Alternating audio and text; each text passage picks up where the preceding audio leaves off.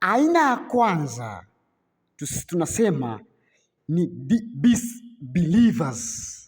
believers kind of genes.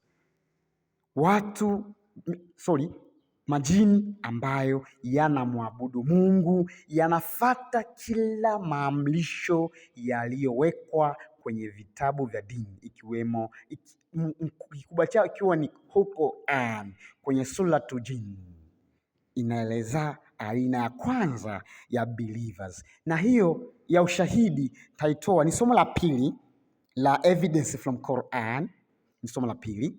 Kwa leo tutaanza na believers. Believers ni wale majini ambao kwa sababu Mungu aliumba jins wal ins. Ins ni binadamu, jin ni majini. Majini hayaonekani,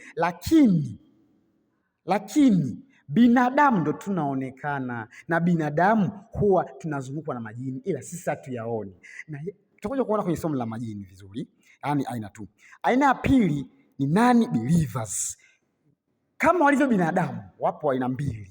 Binadamu wa kwanza anaamini Mungu, na binadamu wa pili haamini. Hivyo hata majini wako hivyo. There are believers and disbelievers, wanaomwamini Mungu na ambao hawamwamini Mungu.